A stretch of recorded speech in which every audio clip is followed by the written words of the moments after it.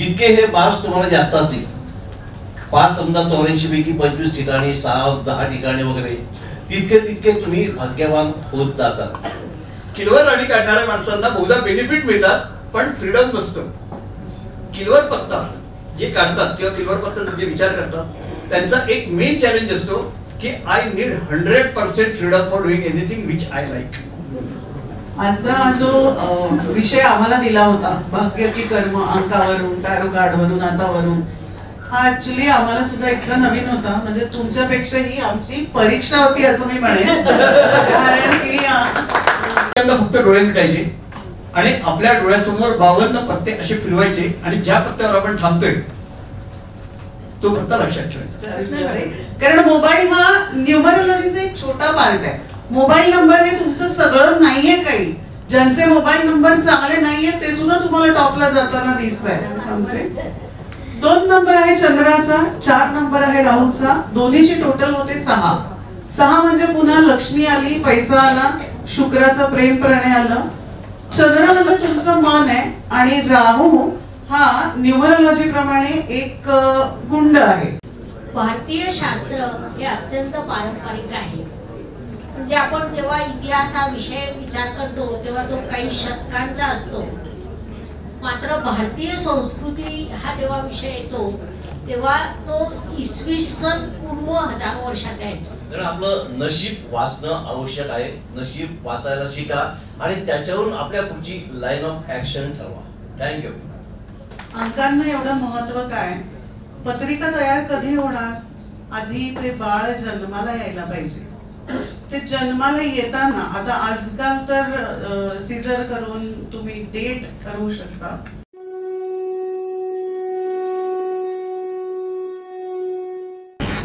आता हे सत्र आहे परिसंवादाचं सत्र आहे. यामध्ये भाग्य की कर्म हा परिसंवाद होणार आहे. ज्योतिषशास्त्राच्या अनेक शाखा आहेत आणि यामध्ये हस्तशास्त्र, अष्टकवर्ग, टॅरो कार्ड, अंकशास्त्र, कुंडली यानुसार आपण भाग्य करत असतो.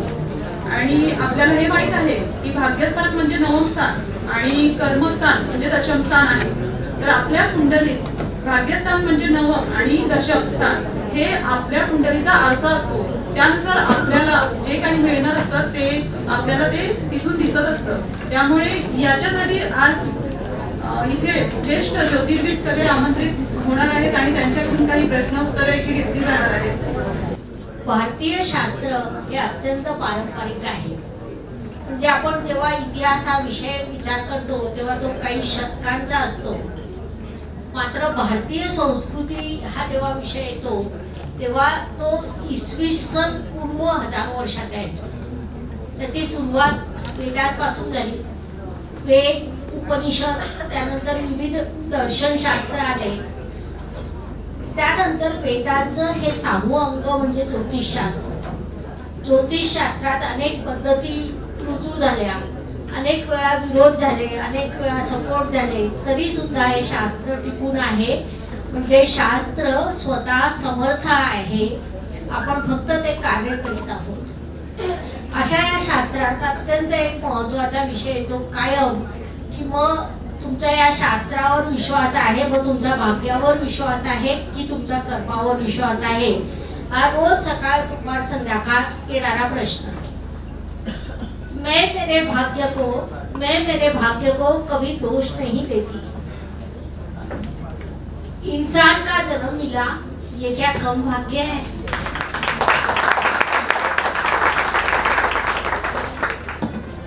भाग्य महत्वाचंच, पण जन्मानंतर मृत्यूपर्यंत जो मधला काळ येतो तेव्हा कर्म सुद्धा महत्वाचं असतं आणि भाग्य सुद्धा महत्वाचं असतं. दोघं हातात हात घालून चालतात. तर विविध पद्धतीचे दिग्गज आज आपल्याकडे आलेले आहेत आणि ते त्या पद्धती अनुसार आपल्याला त्यांचा दृष्टिकोन मांडणार आहे. त्यामुळे आता कोणतंही व्याख्यान नाही, सुसंवाद आहे की भाग्य की कर्म. कर्म महत्वाचे असतात, नाकारता येत नाही, परंतु अनेक घटना अशा असतात की जिथे भाग्य पुढे काही चालत नाही. तुमचे कर्म कितीही उत्तम असू द्या, तुमची उंची ठरते तुमच्या जन्मावरून, भाग्यावरून. तुम्ही किती फेअर अँड लवली वापरा, तुमचा रंग ठरतो तो तुमच्या जन्मावर. एक ताजं उदाहरण सांगते की कर्म हा जेव्हा विषय येतो तेव्हा मागील काळात मोदीजींनी केलेलं कार्य इतिहासात नोंदवावं असं असताना कुठेतरी भाग्य कमी पडलं. म्हणजे ते भाग्य कोणत्या पद्धतीने कमी पडलं, ठीक आहे, आपण ते 1-1.5 वर्षापूर्वी मांडलं देखील आहे आपल्या YouTube चॅनलवर. परंतु तेव्हा ते भाग्य कमी पडत असताना मला सुद्धा प्रश्न पडला होता की मोदीजींचे कर्म या भाग्याला ओव्हरलॅप करतील का. आणि म्हणून मी गेले 8 महिने या विषयावर व्हिडिओ थांबवले. परंतु 8 महिने अगोदरपर्यंत माझे 67 व्हिडिओ होते आणि प्रत्येक व्हिडिओमध्ये मी हे सांगत गेले की मोदीजींना संघर्ष, राहुल गांधी प्रगती करतील, केजरीवाल प्रगती करतील, कारण हे त्यांचं फक्त भाग्य होतं आणि भाग्याने प्रभाव सुद्धा सोडला. परंतु त्यांचं कर्म असं होतं की एवढ्या विपरीत स्थितीत सुद्धा ते 3ऱ्यांदा पंतप्रधान झाले. तर या विषयाला अनुसरून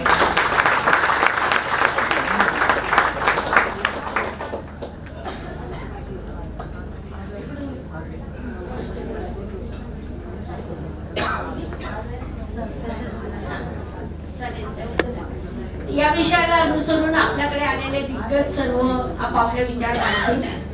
आदरणीय पुरोहित sir.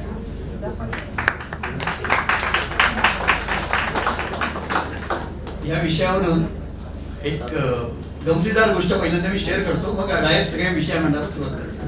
Let's make things more lighter. एक लहान मुलं असतं की नाही, ते नुकतंच बोलायला लागलेलं असतं. तेव्हा आम्ही त्याच्याजवळ जातो आणि त्याला विचारतो, तू आईचा की बाबांचा. आणि ते मूल असतं ते लागली त्याला आईची भीती वाटत असते आणि म्हणून ते म्हणतं मी आईचा. आणि नंतर बाबा म्हणतात मी काय तुला काही सपोर्ट करणार नाही. मग ते म्हणतात मी दोघांचा. कर्म आणि भाग्य ही अशीच गंमत आहे.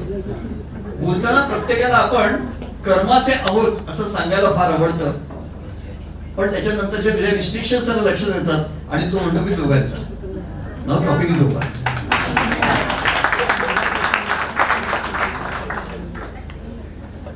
अष्टक वर्ग महागुरु पंडित सर. सर्वात प्रथम ज्योतिताईंचे मनपूर्वक अभिनंदन. त्यांच्या वाढदिवसासाठी अभिनंदन. एक हा कार्यक्रम अतिशय उत्तम झाला म्हणून 2 दिवसापूर्वी आमचा फोन झाला होता, तेव्हा मी त्यांना म्हणालो होतो हे संमेलन तर यशस्वी झाल्यातच जमा आहे, तुमच्या पुढच्या संमेलनासाठी शुभेच्छा. तर त्यांना आणि त्यांच्या सर्व टीमला शुभेच्छा.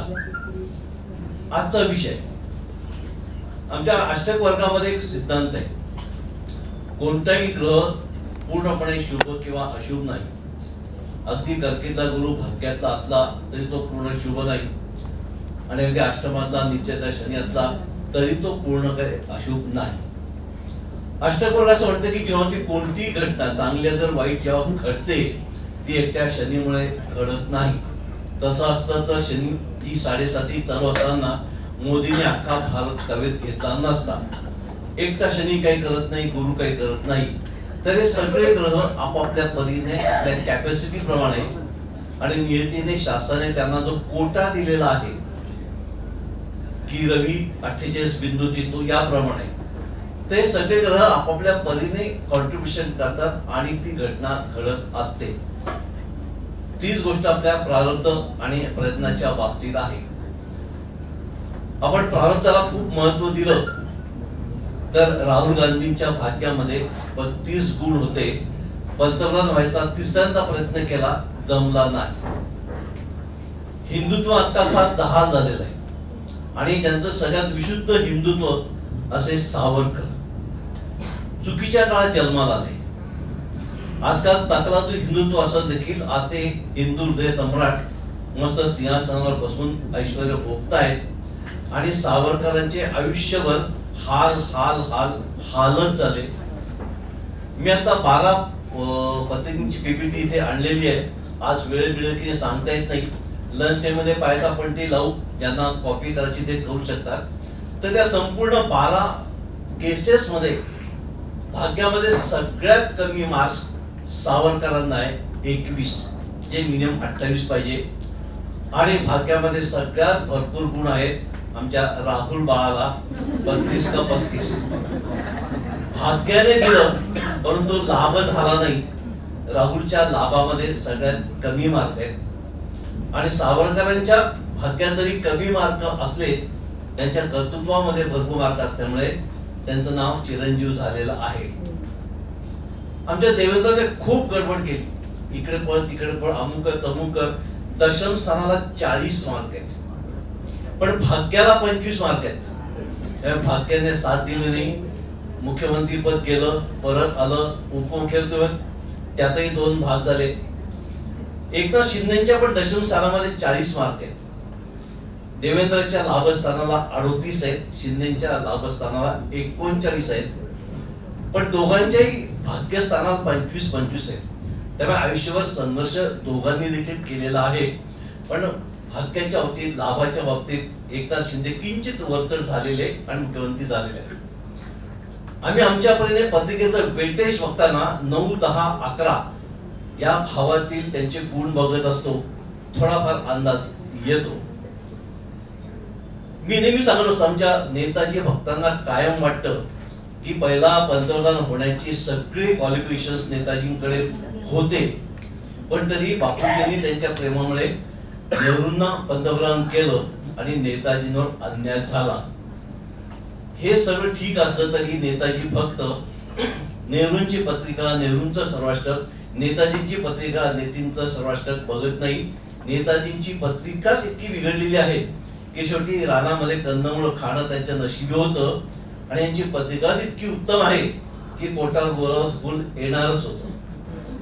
हे सगळं इतिहासातल्या किंवा राजकारणातल्या गोष्टी, पण याचा आपल्या वैयक्तिक आयुष्याशी संबंध कसा, तर आपल्या वैयक्तिक आयुष्यात देखील एखादी व्यक्ती नोकरीमध्ये असाल तर आपल्या पुढे निघून जाते, प्रमोशन घेते.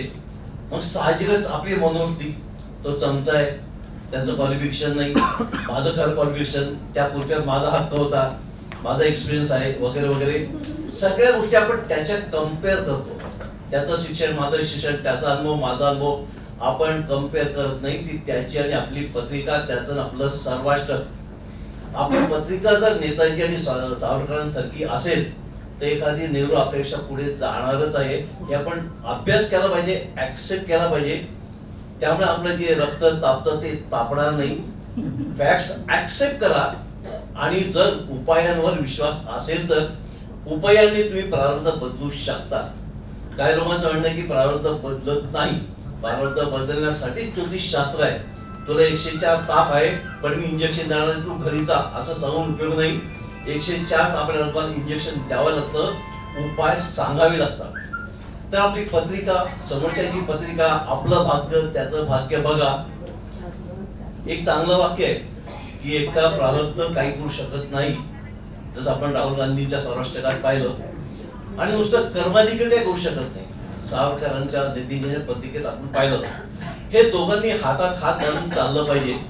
हे काय म्हणतात, कॉम्बिनेशन आहे. It may be 80-20, it may be 70-30, 60-40, 95-5. त्याचे 95 तुमचं कष्ट असेल, 5 भाग्य असेल, पण हे 5% भाग्य तुमच्या 55%वर पाणी फिरू शकतं. यशवंतराव चव्हाण काय क्वालिफिकेशन कमी होतं, आपले शरद पवार काय क्वालिफिकेशन कमी आहे, पण दिल्लीच्या खुर्चीवर जाऊन बसू शकले नाही, पण हा चायवाला गेला. वाजपेयी उशिरा का होईना पण पंतप्रधान झाले, पण उशिरा का झाले, नशिबात दिलं होतं. तर आपलं नशीब वाचणं आवश्यक आहे. नशीब वाचायला शिका आणि त्याच्यावरून आपल्या पुढची लाईन ऑफ ऍक्शन ठरवा. थँक्यू.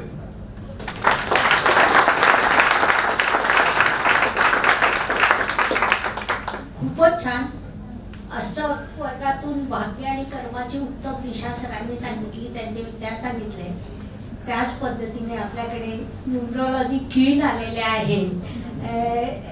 अंकशास्त्र काय सांगेल मॅडम भाग्य आणि कर्म या दिशेने? वादाचा मुद्दा म्हणून नाही, पण एक गमतीचा भाग किंवा विचार करण्याचा भाग, अंकांना एवढं महत्व काय? पत्रिका तयार कधी होणार? आधी ते बाळ जन्माला यायला पाहिजे. ते जन्माला येताना, आता आजकाल तर सीझर करून तुम्ही डेट ठरवू शकता, पण पूर्वी जर विचार केला तर ही जी तारीख मिळायची, ज्या तारखेवर तुमचा जन्म व्हायचा, तो एक अंक आहे. आणि तोच अंक तुम्हाला का मिळाला, त्याच तारखेला तुम्ही का जन्माला आला, तर हे तुमचं भाग्य आहे की तुम्ही रवीच्या अंकावरती जन्माला येता, का शुक्राचा अंक घेऊन येता, का शनीचा अंक घेऊन येता. हे तुमचं प्रारब्ध आहे. आणि मग त्यानंतर जी सुरुवात होते ते आपण जसं म्हणतो की ग्रूमिंग, तुम्हाला मिळणारी परिस्थिती आणि त्याच्याप्रमाणे तुमचं झालेलं अपब्रिंगिंग, म्हणजे तुम्हाला कोणी कसं वाढवलं, याच्या नंतर जी ठरणार ती तुमची कर्म ठरणार. म्हणजे सर्वात पहिल्यांदा भाग्याला मार्क मिळणारच आहेत, पण त्याचबरोबर भाग्य बदलू शकता का? स्वतःच्या मनाप्रमाणे वागणारे धाडसी ग्रह आणि लोकांचं कल्याण करणारे सुद्धा म्हणता येईल. एक म्हणजे राजा आहे, एक म्हणजे सेनापती आहे. राजाला लोकांच्या कल्याणासाठी काम करावंच लागतं आणि सेनापतीला फक्त राजाचा आदेश ऐकायचा असतो, बाकी तो ऑन द स्पॉट डिसिजन घेणारी व्यक्ती असते. त्याच्यामुळे ह्या 19 तारखेवर जन्मणाऱ्या व्यक्ती ह्या आयुष्यामध्ये नक्कीच पुढे जाऊ शकतात. मग जेव्हा तुम्हाला भाग्यामध्ये अंकांवरून असं कळतं की आपलं भाग्य ह्या दिशेने जाणार आहे, तेव्हा त्याला कर्माची जोड मात्र तुम्ही नक्कीच दिली पाहिजे.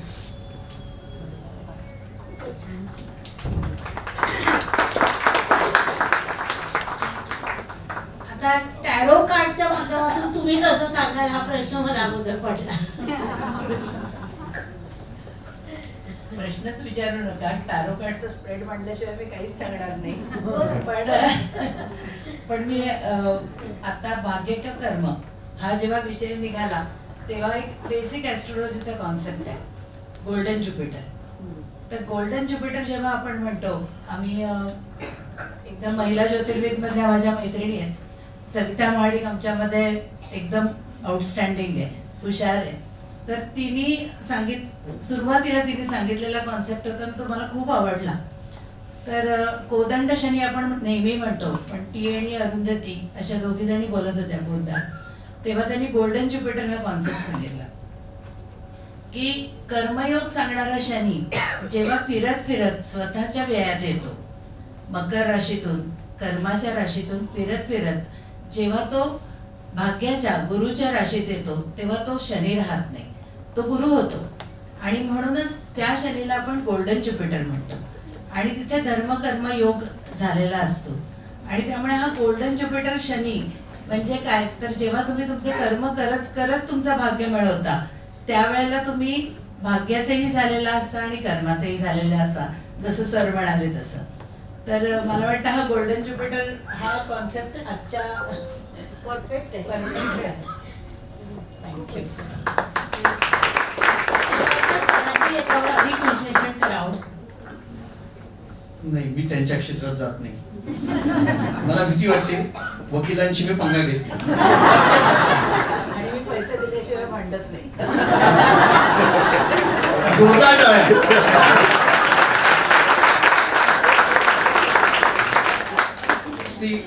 चर्चा पुढे जाण्यापूर्वी मी तुम्हाला एक छान हिंट देतो की जेव्हा तुम्ही यशस्वी होता तेव्हा जे स्थान तुम्हाला खऱ्या अर्थाने यश म्हणून देतं ना, ते स्थान आहे सप्तम स्थान. तुमच्या आयुष्यात येणारी माणसं तुम्हाला यशस्वी करत असतात. आणि जर तुम्हाला चांगलं सप्तम स्थान टिकवायचं असेल तर डेस्टिनी मॅनेजमेंट मधला एक सोपं प्रिन्सिपल आहे, either you manage 7th house within 7th house, चांगले पार्टनर निवडा, किंवा आहेत ते पार्टनर चांगले मॅनेज करा.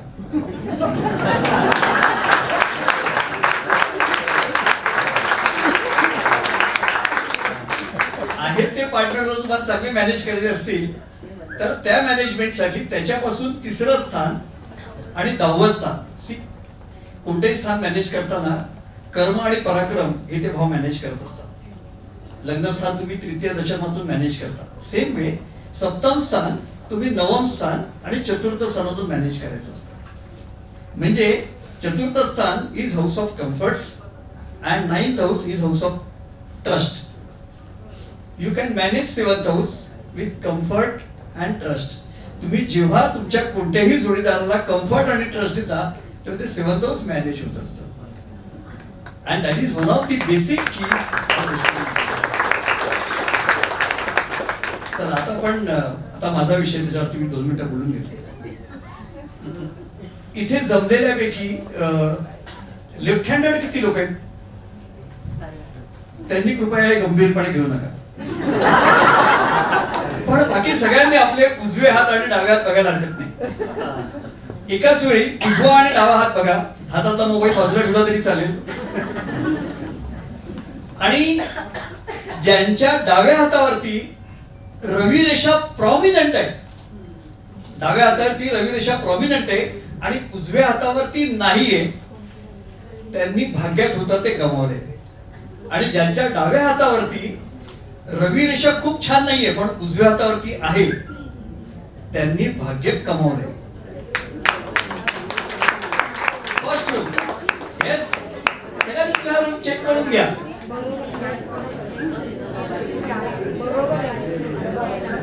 डाव्या हातावरती रवी रेषा आहे, त्याच्यापेक्षा उजव्या हातावरची रवी रेषा सरळ असेल, सरळ असते.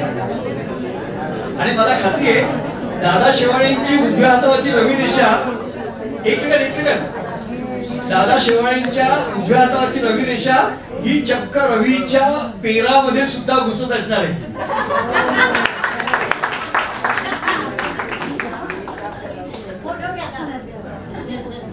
ओके, हा रूल नंबर 1.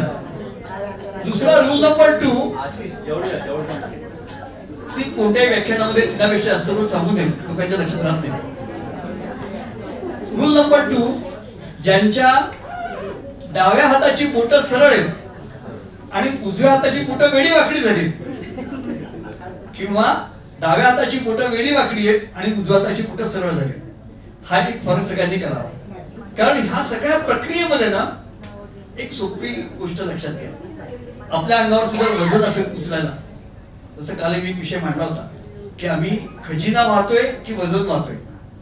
जर तुम्ही वजन वाहत असाल तर तुम्ही वेडेवाकडे होता. ह्या प्रक्रियेमध्ये ज्यांची उजव्या हाताची बोटं वेडीवाकडी झाली त्यांनी हे करताना काहीतरी गमावलंय, काहीतरी गमावलंय. आणि ज्यांची डाव्या हाताची बोटं वेडीवाकडी होती त्यांनी काहीतरी गमावलंय. त्यांनी स्वतःवरती मात केली आहे, स्वतःच्या काहीतरी वैगुण्यावर मात केली आहे, स्वतःच्या चॅलेंजेसवर मात केली आहे आणि त्यांनी भाग्याला कर्मामध्ये कन्वर्ट केले.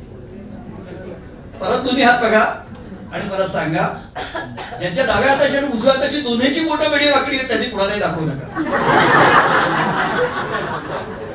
आणि ज्यांच्या दोन्ही हाताची बोटं काहीही बदललेली नाहीत त्यांना आयुष्यात बरंच काही करायचं बाकी आहे. सो दुसरा रूल तुमच्याशी मी शेअर केला, डावा हात आणि उजवा हात. आता तिसरा महत्त्वाचा रूल तुमच्याशी मी शेअर करतो, टू अंडरस्टँड कर्म आणि भाग्य. ज्यांच्या डाव्या हाताचं गुरुचं बोट सरळ आहे आणि अंगठ्याकडे वळतंय, डाव्या हाताचं गुरुचं बोट अंगठ्याकडे वळतंय, त्यांची नैसर्गिक टेंडन्सी अपॉर्च्युनिटीकडे जाण्याची आहे. पण उजव्या हाताचं बोट जर जात नसेल तर पुन्हा अपॉर्च्युनिटी कन्वर्ट करता आलेली नाही. त्यांच्या आयुष्यात संधी आल्या आणि त्यांनी गमावलं. जर समजा डाव्या हाताचं बोट तसं नसेल आणि उजव्या हाताचं बोट गुरुच्या अंगठ्याकडे जात असेल तर be sure you know how to convert things into opportunity. 3 rule फक्त तुमच्याशी मी शेअर केले पामिस्ट्री मध्ये. या 3 नियमामध्ये तुम्ही भाग्य आणि कर्म स्वतःसाठी काय आहे हे शोधून घ्या. कारण destiny management is not topic of discussion but it is topic of experiencing your on life. तुमच्या आयुष्याचे तुम्ही नेते आहात. तुमची स्वतःचीच फक्त जबाबदारी आहे स्वतःला यशस्वी करायचं. बाकी इतरांनी आयुष्यात काय अनुभव घेतला, कसा अनुभव घेतला, ह्या फक्त दंतकथा आहेत. तुमचं आयुष्य एक मोठं आयुष्य आहे. एक जसं मॅडम मगाशी म्हणाल्या, एक मोठा जन्म तुम्हाला मिळाला मनुष्य म्हणून. आणि ह्या जन्माचं काय करायचं हे सर्वस्वी फक्त तुमच्या हातात आहे. थँक्यू.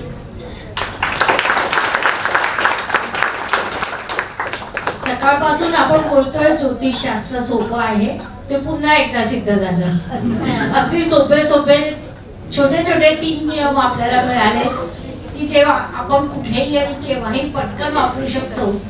मी पंडित सरांना प्रश्न विचारेल, पंडित सर, अष्टक वर्गातही असे काही सोपे नियम आहेत की त्यांच्याद्वारे आपण भाग्य आणि कर्म असं 2-2 मिनिटात ओळखू शकू?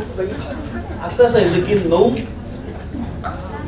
9, 10, 11 या स्थानातील मार्क वेटेज पत्रिकेचा दर्जा दाखवते आणि चतुर्थ स्थान सुखस्थान आहे. आता सांगितलं की सावरकरांच्या भाग्यस्थानाला 21 मार्क होते. तसाच कुठला जातक आपल्याकडे आता आपण सांगू शकतो की ते नशिबाने दगा दिलेला आहे, बाबा इथे तुला प्रयत्न वाढवावे लागणार आहे. पण असेही काही नशिबाने येतात की आयुष्यात अगदी स्मूथली चाललं असतं, सगळ्या गोष्टी वेळच्या वेळ मिळतात, भाग्य चांगलं असतं, लाभस्थान चांगलं असतं, मार्क चांगले असतात, तरी माणूस चिंता करत असतो. तर अशाच त्याला सांगावं लागतं, चिंता करू नको, आयुष्यात सगळं काही व्यवस्थित होणार आहे. अर्थात या दोघांच्या मधलं जे कर्मस्थान आहे त्याकडे विसरून चालणार नाही. असेल माझा हरी ते देखील चालणार नाही. पण 9, 10, 11 ही 3 स्थानं आणि त्यातील सर्वशाखातील मार्क आपल्याला वेटेज सांगतं.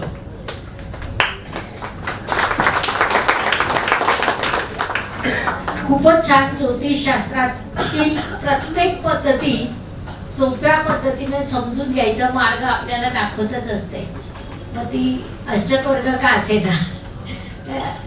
आता न्यूमरोलॉजीच्या संदर्भात गौरी मॅडम तुम्ही काही असं सांगू शकता? आता न्यूमरोलॉजी प्रमाणे सांगायचं तर भाग्याचं कारक गुरु म्हणतो आपण.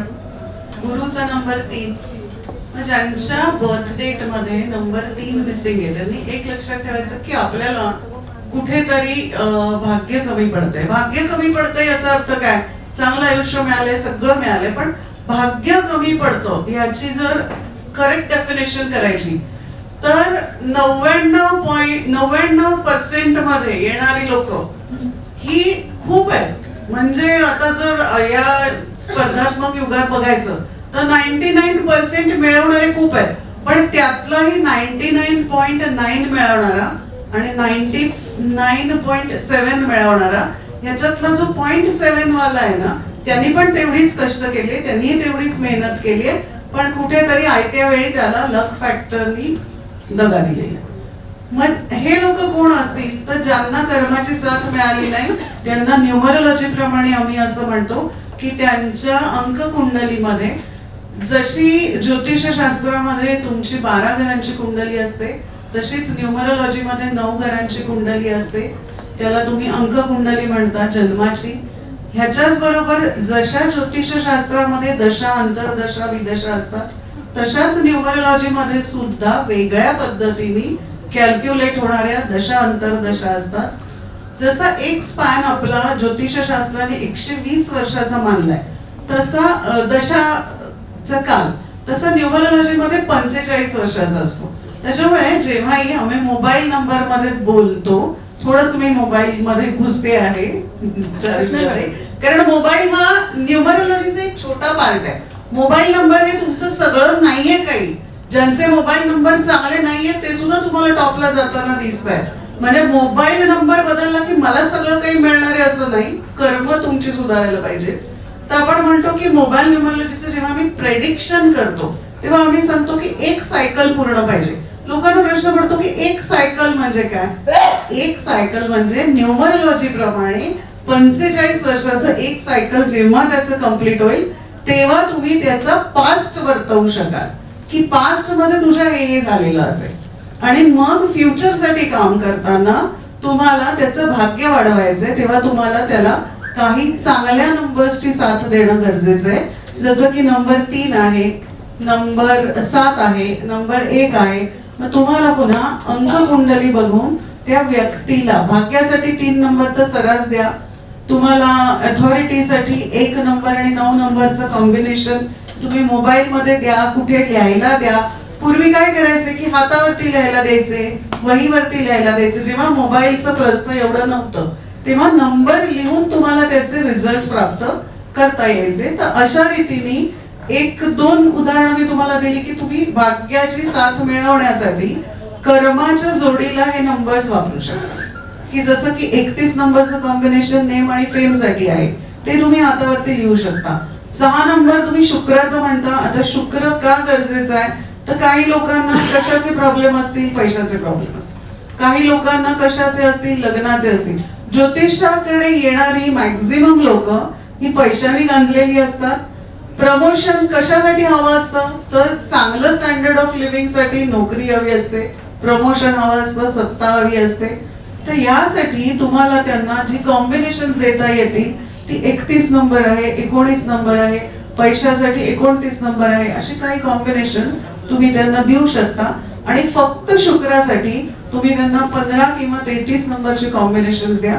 कृपया 24 नंबर हा देताना खूप जपून आणि विचार करून द्या. 24 एक साधं लॉजिक मी 1 मिनिटात सांगते. 2 नंबर आहे चंद्राचा, 4 नंबर आहे राहूचा, दोन्हीची टोटल होते 6. 6 म्हणजे पुन्हा लक्ष्मी आली, पैसा आला, शुक्राचं प्रेम प्रणय आलं. चंद्रामध्ये तुमचं मन आहे आणि राहू हा न्यूमरोलॉजी प्रमाणे एक गुंड आहे. सो तो काय म्हणतो, तो मनाला बाय हुक और क्रूक, चांगल्या किंवा वाईट कुठल्याही मार्गाने तू वळ पण पैशाकडे जा, असं हे 24 नंबरचं कॉम्बिनेशन आहे. हे सुद्धा कोणाला द्यायचं हा जातक जेव्हा तुमच्या समोर येईल तेव्हा तुम्हाला ठरवावं लागेल. आणि अशी काही चांगली कॉम्बिनेशन तुम्ही त्यांना लिहायला देऊ शकता. तर लिहायला देतानाही आपण याच्यामध्ये ज्योतिषशास्त्राचा वापर होतो, जो रंगांचा वापर होतो, पेनचा वापर होतो. व्यापारासाठी बुध गरजेचा आहे, तुम्ही त्यांना हिरवा रंग सजेस्ट करू शकता. लग्नासाठी तुम्ही गुलाबी रंगाचा पेन सजेस्ट करू शकता. असे खूप मार्ग आहेत. म्हणजे कुठलंही एक शास्त्र इंडिव्हिज्युअली एकटं काम करणार नाही, तर त्याला प्रत्येक शास्त्राची थोडी जोड ही घेऊनच काम करावं लागेल.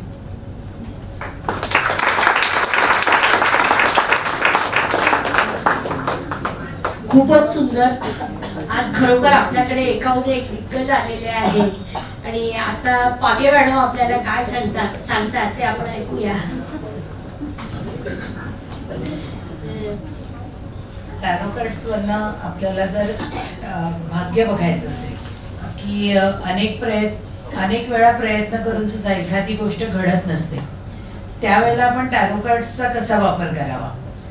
तर आपण टॅरो कार्ड्स म्हणजे ग्रहांची चित्रलिपी आहे. कारण टॅरो कार्ड्स हे वैदिक ज्योतिष शास्त्राच्याच मधूनच प्रसवलेली एक शाखा आहे. आणि त्यामुळे टॅरो कार्ड्स म्हणजे ग्रहताऱ्यांशी संबंध नाही असं नाही आहे. तर टॅरो कार्ड्स ही ग्रहाची चित्रलिपी असल्यामुळे टॅरो कार्ड्स मधला गुरु म्हणजे आहे व्हील ऑफ फॉर्च्यून आणि टॅरो कार्ड्स मधला शनी म्हणजे द वर्ल्ड आहे, जे शेवटचं कार्ड आहे. आणि तिथून पुन्हा नवीन द फुल म्हणजे पुन्हा एक नवीन सायकल सुरू होते. तर गुरु म्हणजे आपण बघितलं की व्हील ऑफ फॉर्च्यून आहे आणि शनी म्हणजे द वर्ल्ड आहे. तर हे दोन्ही कार्ड्स आपण बाजूला काढून ठेवतो संपूर्ण डेकमधनं आणि मग त्यानंतर पूर्ण डेक शफल करून परत 3 कार्ड्स आपण काढतो. आणि मग हे 3 कार्ड्स आणि गुरु शनीचं कार्ड हे जेव्हा आपण एकत्र करतो आणि हे 5 कार्ड परत शफल करतो आणि त्या 5 कार्डचा स्प्रेड जेव्हा मांडतो तेव्हा आपलं कर्म भाग्यापर्यंत पोहोचण्यासाठी आपल्याला काय अडथळे आहेत किंवा भाग्य मिळवण्यासाठी एक्झॅक्टली आपण काय कर्म करायला पाहिजे हे आपल्याला त्यातनं त्या स्प्रेड पासून जेव्हा आपण एक स्टोरी तयार करतो त्यावेळेला आपल्याला कळतं की धर्म आणि कर्म किंवा कर्म आणि भाग्य यांच्यामध्ये रिलेशन आणण्यासाठी आपल्याला काय सुसंवाद पाहिजे हे आपल्याला त्यातनं कळतं. आणि म्हणून अशा पद्धतीने जर आपण 5 कार्डचा स्प्रेड टाकला ज्याच्यामध्ये शनी आणि गुरुची कार्ड्स म्हणजे व्हील ऑफ फॉर्च्यून आणि द वर्ल्ड ही कार्ड असतील तेव्हा हा 5 कार्डचा स्प्रेड आपल्याला खूप काही वेगळी दिशा देऊन जातो. आणि सर म्हणतात त्याप्रमाणे डेस्टिनी मॅनेज करता येते. एक्झॅक्टली आपल्याला काय हवंय हे आपल्याला जेव्हा कळतं तेव्हा आपल्याला भाग्याचं व्यवस्थापन निश्चित करता येतं.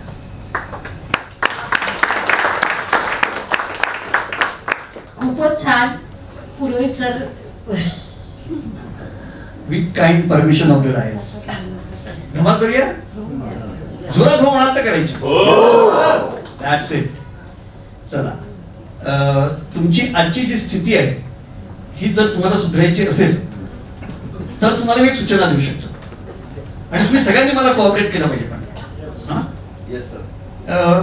52 पत्ते सगळ्यांना माहितीत का? बघा नक्की माहितीत? नाही. एक सरप्राईज होण्याची अभिषेक आला. सगळ्यांनी ना एक 30 सेकंद फक्त डोळे मिटायचे आणि आपल्या डोळ्यासमोर 52 पत्ते असे फिरवायचे आणि ज्या पत्त्यावर आपण थांबतोय तो पत्ता लक्षात ठेवायचा. कळलं? Your time starts now. डोळे बंद. 1 2 3. झाला पत्ता final? Okay. Now you will cooperate with me. इस्पिक पत्ता कोणाकोणाच्या डोक्यात आला? इस्पिक राणे. थांबव. तुमच्याकडे बघितल्यानंतर तुम्हाला लक्षात तुम्हाला इस्पिक राणी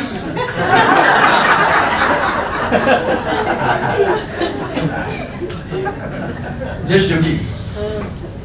सी इस्पिक पत्ता यांच्या डोक्यात आला. ही मंडळी they believe in taking decisions and remaining aggressive. त्यांना असं वाटतं की आपण निर्णय घेतले तर आपलं हित होईल आणि दॅट इज करेक्ट. किंवा त्यांच्यामुळे इतरांना जे काय व्हायचं असेल तो त्यांचा प्रॉब्लेम नाही, इतरांनी त्यांच्याशी ऍडजस्ट करावं. आणि त्यात सुद्धा यांच्याकडे राणी, छक्की आणि दशी हे पत्ते आले आहेत ज्यांच्या डोळ्यासमोर. ते एक्स्ट्रा डॉमिनेट करतात. त्या मनाने राजा बरा का माहितीये का? कारण राजा जबाबदारी घेतो. राणी हा पत्ता कसा माहिती का? राणी हा पत्ता इतका सुंदर आहे तो कोणतीच जबाबदारी घेत नाही. स्त्री हट्ट आहे ना. जो कही गई ना मुझसे असं झालं ती जबाब. बट दे सर्व पर्पज. म्हणजे दरवेळी असं नाही की 14 वर्ष वनवासाला पाठवतील असं. पुष्कळ चांगली कामं सुद्धा दमदार राहण्या करतात. नाही पूर्ण रिस्पॉन्सिबिलिटी मी नेहमी घेते कारण माझी सिंहराज आहे. अरे बापरे. त्यांनी पुढचं ऍफिडेव्हिट पण करून टाकलं. बरं कमिंग टू बदाम. हार्ट कोणी कोणी मागितला? अरे so many hearts are there. I am so happy. आता मला एक सांगा, बदामच्या राण्या किती लोकांना दिसल्या? आणि तो उभा राहून हात वर करतोय. मला तर भीती वाटते बदामच्या राणी आणखी काय केलं पण असेल. म्हणजे याच्यावरून सेल्फी काढला असेल. तर बदामचे पत्ते ज्यांना दिसलेत ना त्यांना एक गोष्ट नक्की माहिती की ते जे करतात त्यापेक्षा जास्त चांगल्या प्रमाणात त्यांना फळ मिळणार.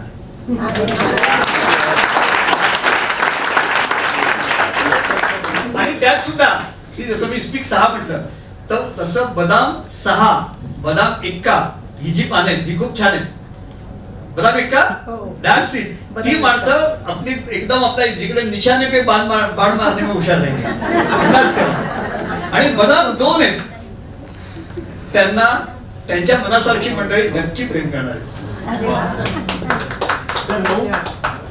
कोण ते? मला वाटलं संधी घालू केवढी चांगली संधी होती तुला. ते 9 उलटा कर 6 कर बघला फायदा होता. नाही 9 केलं तर काय माहिती का तुम्हाला खूप चांगलं प्रेम मिळेल. फक्त ते प्रेमाचं कसं असं माहिती त्याचा अतिरेक होण्याची भीती असते. म्हणजे फॉर एक्झाम्पल एखाद्या माणसाला गुलाबजामुन आवडतात म्हणून त्याला 10 खावे लागतात. हे कसं आहे? चांगलं आहे की वाईट आहे? थोडी काळजी घ्या.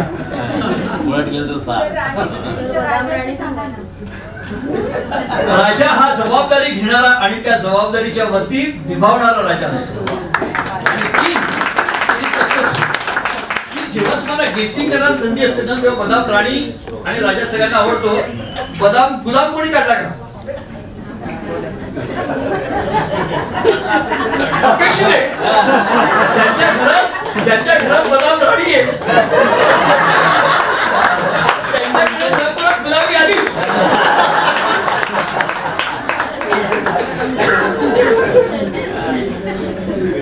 ओके बरं एक मला अजून सांगा की बदाम 8 कोणाला आला होता का?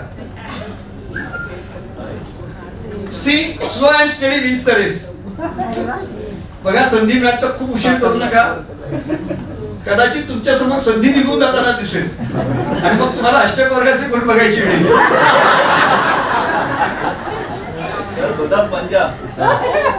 सी काय माणूस आहे याच्यावरती एअर हॉस्टेस पण खुश होणार.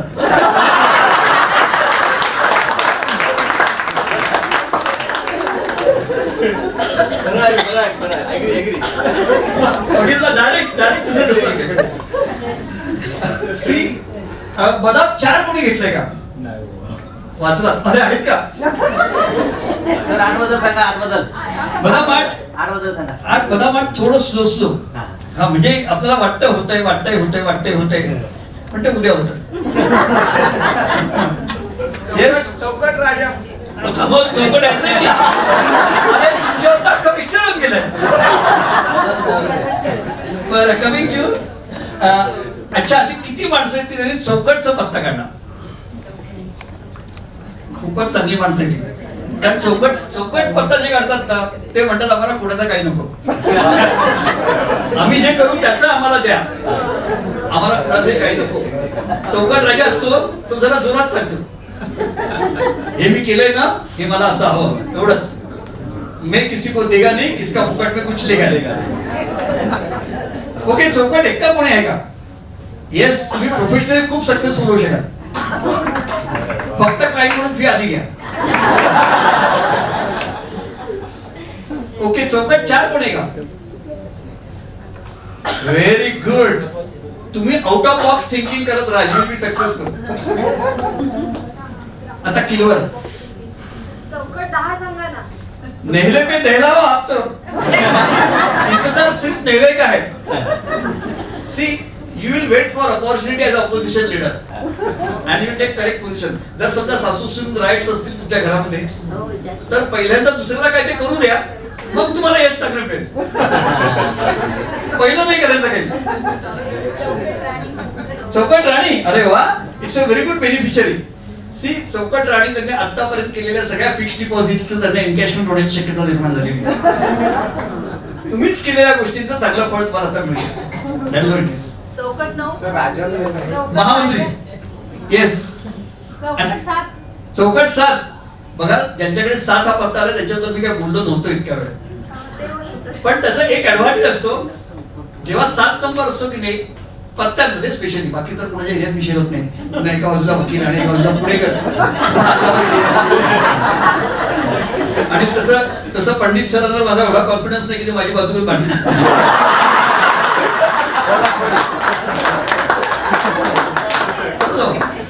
तर 7 हा पत्ता ज्यांनी विचारात घेतलाय ना त्याच्या बाबतीत एक गोष्ट आहे, कहीं पे निगाहे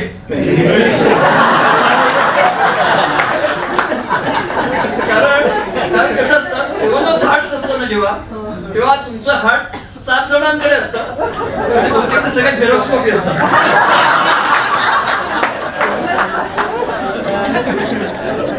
बरं आता किलवर पत्ता कोणाकोणाकडे? चौकट काय राहिलं?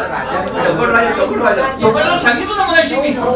चौकट 9 हे बघा हे एखाद्या संस्थेचे चांगले कार्यकर्ते आहेत आणि त्यांना असं वाटतं की लोकांनी नियमाप्रमाणे काम करावं आणि जर इतरांनी नियमाप्रमाणे काम केलं तर आपलं काम वेळेत होईल असं त्यांना वाटत असतं. आलं का किलवर आलं? नाही आलं. किलवर आलं. चला किलवर आणि आपण सी किलवर पत्ता कोणी घेतलाय? तुमच्याच बाजूला आहे त्या ना त्याच्याकडे बघत ते तुमच्या लक्षात येते का? सी किलवर पत्ता सी किलवरची पानं ज्यांनी काढलेली किंवा विचार करतायत दे बिलीव्ह इन थॉट प्रोसेस आणि त्या व्यवस्थित शांतपणे विचार करून चिंतन करून मनन करून काम परवा करतात. सी एक आणखीन एक असतं की त्यांना आपल्या आयुष्यातल्या कोणत्या तरी गोष्टीसाठी इतर कोणत्याही जबाबदारी असं वाटत असतं. साधारणतः किलवरची एक सद असते आणि किलवरची सद अशी असते की ही सासू नसती ना तर मी सुखी झाले असते, हा म्हणजे शेजारी राहिला नसता ना तर मी सुखी झाले असते, त्यांनी अमक्या निवडणुकीला फॉर्म भरला नसता ना तर मला तिकीट मिळालं असतं. ही सल आहे किलवरला ना ज्यांनी किलवरचा पत्ता घेतला त्यांच्यामध्ये एक सल असते. पण नॉट नेसेसरली की नेक्स्ट टाइम असंच होईल. So let's keep hopes. बरं, किल्वरची राणी वगैरे कोणी काढली का? शाबास, तुम्ही खूप नशिबान आहात. तर किल्वरची राणी हा पत्ता कसा माहिती का? तुम्हाला मी एक किस्सा सांगतो आणि तुम्हाला किल्वरच्या राणीची गंमत कळेल. एकदा एक आम्ही असं जे ओपन कार्ड सेशन घेतो ना, त्या ठिकाणी स्वतःच्या बायकोबद्दल विचारतो ना, किल्वरची राणी काढली. मी त्याला एक सहज प्रश्न विचारला, ती प्रेग्नंट आहे का? याचं कारण असं आहे की the person gets all benefits but no freedom. किल्वर राणी काढणाऱ्या माणसांना बहुधा बेनिफिट मिळतात पण फ्रीडम नसतं. किल्वर पत्ता जे काढतात किंवा किल्वर पत्ता जे विचार करतात त्यांचा एक मेन चॅलेंज असतो की I need 100% freedom for doing anything which I like. ते स्वातंत्र्यासाठी लढण्यासाठी तयार असतात, हक्कांसाठी लढण्यासाठी तयार असतात आणि त्यांच्या मनामध्ये एक असं काहीतरी शल्य असतं. ते शल्य जर त्यांनी बाजूला ठेवलं थोडा वेळ तर they are better than others. They can compete with even hearts. Okay, thank you very much. त्यांनी तिन्हीकडे स्वाभाविक आहे. ॲडव्होकेट गुरुचा 3 नंबर घेतलाय त्यांनी आणि ते आता उद्या कोणाला आडवं करायचं ह्याच्या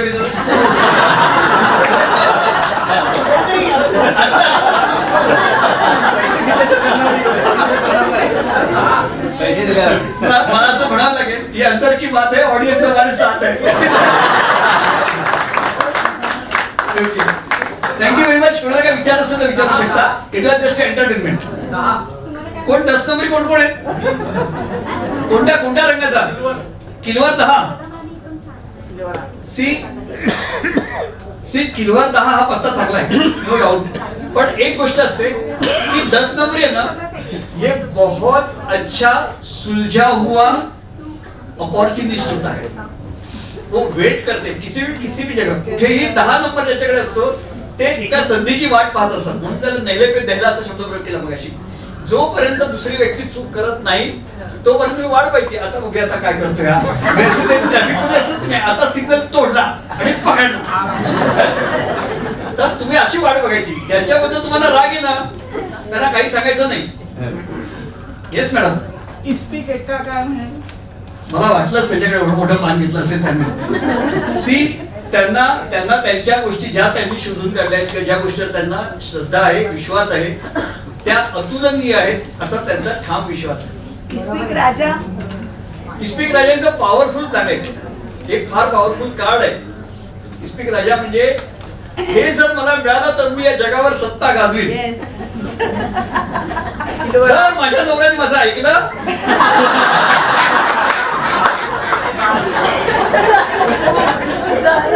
तर मी कामाला पहिला काढून टाकीन.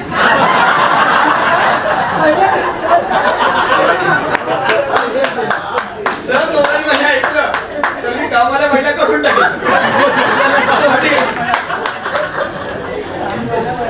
किलोवर म्हणजे फार हसू नका. 5 हा बुधाचा आकडा आहे. 5 हा बुधाचा आकडा आहे. Simplified democracy. आणि त्यामुळे मी हे सांगायला हवं होतं असा विचार त्याच्या डोक्यात ये कुछ बाकी रह गया. काहीतरी सांगायचं राहिलं आणि म्हणून टपक्याने अमका केलं. ही संधी गेली माझी. असा एक भाग असतो किलोवर 5. थँक्यू. कोणी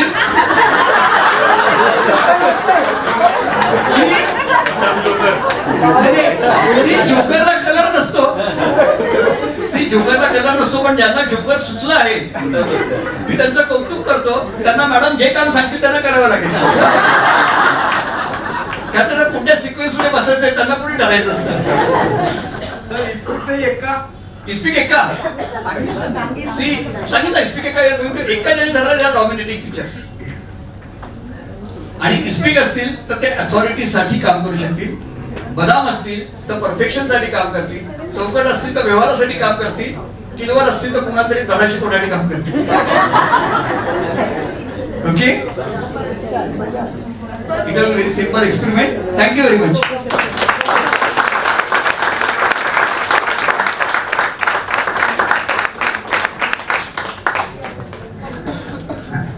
हॅलो, मी भाग्यवान आहे का? प्रत्येकाला असा प्रश्न पडतो, त्याचं उत्तर हवं असतं. मला आतापासून दुसरं काहीच माहिती म्हणून फक्त मी त्याच्यातून उत्तर देणार आहे. भाव 12 आहेत, 7 ग्रह आहे, 12 7 84. त्या 12 भावांपैकी किती भावांना आपल्याला 28 पेक्षा जास्त मार्क आहे? कदाचित ते 12 पैकी 8 असतील, भाग्य चांगलं आहे.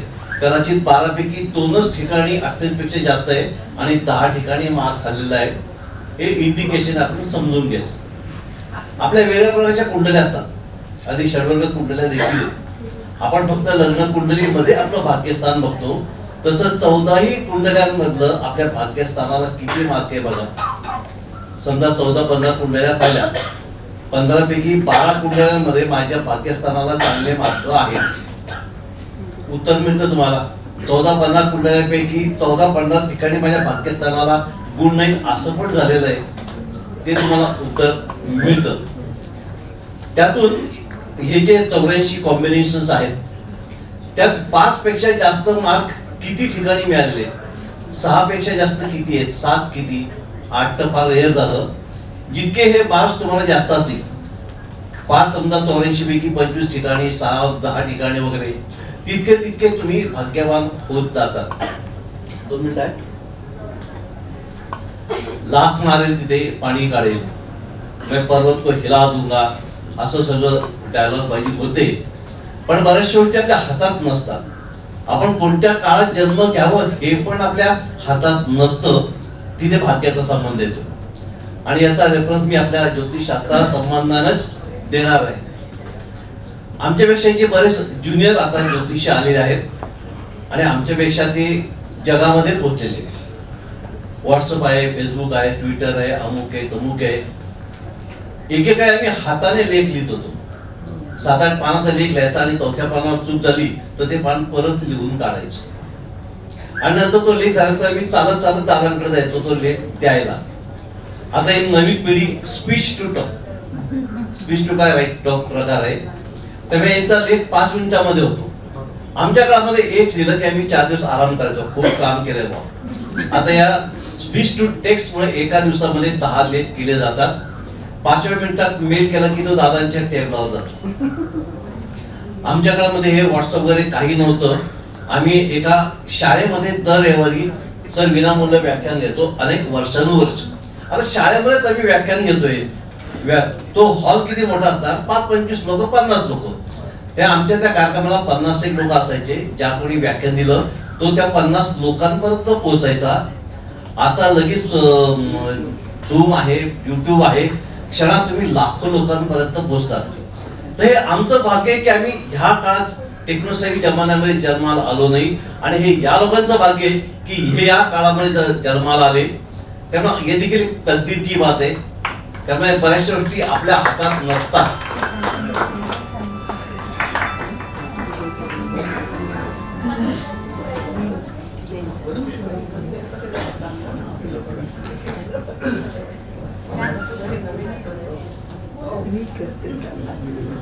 आजचा हा जो विषय आम्हाला दिला होता भाग्य की कर्म अंकावरून, टॅरो कार्डवरून, हातावरून, हा ऍक्च्युली आम्हाला सुद्धा इतका नवीन होता. म्हणजे तुमच्यापेक्षा ही आमची परीक्षा होती असं मी म्हणेन. कारण की कालपासून आम्ही विचार करतोय की ह्या विषयावर बोलायचं काय, की नक्की भाग्य की कर्म याच्यावर बोलायचं काय.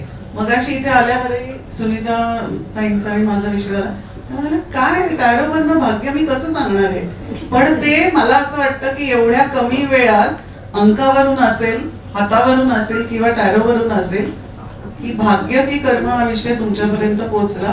आणि हा कन्सेप्ट जो ज्योतिषाचा मेन म्हणजे उगम कन्सेप्ट असं म्हणून ज्योतिषशास्त्राचा उगम की कुठे कमी पडतोय आपण, तर तो तुमच्यापर्यंत पोहोचवण्यात आम्हाला यश आलं असं मला वाटतंय.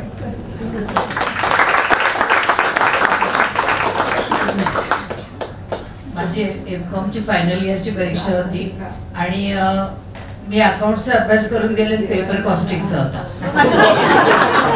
ऍक्च्युली आज तसं झालं की मॅडम, मी काही एवढं वाचलेलं नव्हतं पण मॅडमशी बोलणं झालं होतं आणि मॅडम असं म्हटलं होते की रॅन्डम लोक प्रश्न विचारतील, सर त्याचा हात बघतील, कोणीतरी कुंडली बघेल, कोणी त्याची बर्थ डेट बघेल आणि तुम्ही टॅरोचा स्प्रेड मांडा. हा पेपर मला माहित होता, हे मला माहित नव्हतं. आणि हा म्हणून मी म्हटलं की मला आठवलं की मी अकाउंटचा अभ्यास करून गेले आणि कॉस्टिंगचा पेपर आणि छान तसंच आता झालं. एका विषयावर ऍज अ ॲडव्होकेट 100 पैकी 110 मार्क. खरं सांगायचं तर हा प्रकार माझ्यासाठी सुद्धा तेवढाच नवीन होता, तेवढा तुमच्या सगळ्यांसाठी होता किंवा तुमच्या सगळ्यांसाठी होता. कारण नाविन्य ही काळाची गरज आहे. प्रत्येक वेळा जसजशा फॅसिलिटी वाढत जातात तसतशा स्पर्धा देखील वाढत जातात आणि त्या स्पर्धांमध्ये जर तुम्हाला टिकायचं असेल, पुढे यायचं असेल तर तेवढं नाविन्य तुम्हाला निर्माण करावं लागतं. म्हणजे आपण थोडंसं मागे गेलो तर तिथे ठीक आहे, एका पद्धतीचा संघर्ष होता, परंतु दुसऱ्या पद्धतीने स्पर्धा देखील कमी. हे सगळं प्रत्येक वेळी प्रत्येकाला असं वाटतं की मी 10 वर्ष अगोदर जन्माला आलो असतो किंवा 10 वर्षानंतर जन्माला आलो असतो, तरी दोन्ही वेळा स्पर्धेची लेव्हल तीच असते, ती कमी जास्त नसते. स्पर्धा तुम्हाला तशीच द्यायची असते, फक्त मार्ग बदलतात. भाग्य आणि कर्म या संदर्भात जेव्हा आपण बोलतो तेव्हा वैदिक ज्योतिषशास्त्रातील सगळ्यात महत्वाचा जर कोणता योग असेल तर तो भाग्य आणि कर्माचा कर्म धर्म अधिपती योग. तो जेव्हा तुमचा संपन्न होतो तेव्हा तुम्ही यशस्वी होता. किंवा अष्टक वर्गातून तुम्हाला अगदी सोपं सूत्र देऊन टाकायचं असेल की तुमचं भाग्य प्रबळ आहे की कर्म प्रबळ आहे आणि तुम्हाला ते बघायचं असेल तर तुम्ही एका मिनिटात बघू शकता. सर्वाष्टक वर्गाचा तक्ता काढा, आता तुमची असलेली महादशा बघा, त्या महादशानाथाने भाग्याला अधिक गुण दिले असतील तर तुम्हाला यश मिळणार आहे, तुम्ही प्रयत्न करा. आणि त्या महादशानाथाने कर्माला अधिक गुण दिले असतील तर तुम्ही खूप कर्म करा, तुम्हाला यश मिळेल. एक नवीन प्रयोग आपण सगळ्यांनी एन्जॉय केला. सगळ्यांचं अभिनंदन. आम्हालाही माहिती नव्हतं आम्ही काय करणार आहोत. वकील म्हणून तुम्हाला मान्यता. मला कधी काही अडचण आली तर मी असाच वकील निवडे.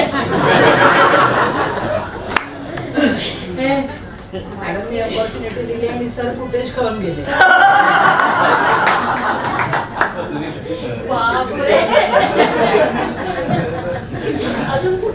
नेहमी फुटेज वगैरे खात नाही. सी मला एक गोष्ट लक्षात आली की I read audience, I connect with audience. आणि मला असं वाटलं लोक कशी तरी एक वेगळी वाट बघतात आणि तुम्ही ज्या गोष्टीची वाट बघत होता तसा हा आता आपण जो प्रयोग केला हा मी 500-600च्या ऑडियन्स मध्ये पण केलेला आहे. मला तसं काही वेगळं वाटत नाही. We can always celebrate life. जेव्हा आपण एकत्र असतो तेव्हा आपल्या बरोबरच्या माणसाच्या बरोबर रादर सहप्रवाशांबरोबर आयुष्य एन्जॉय करणं, that is one of the principles of life. आनंदी कसं राहावं सोपं आहे, खूप कठीण नाही. Let's make it very easy. Thank you very much.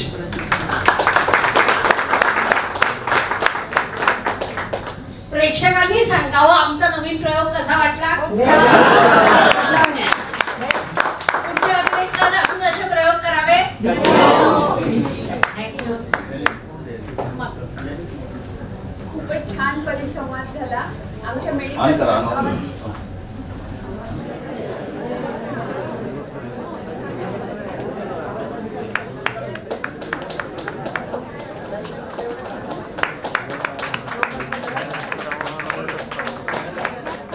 Have a look, ma'am.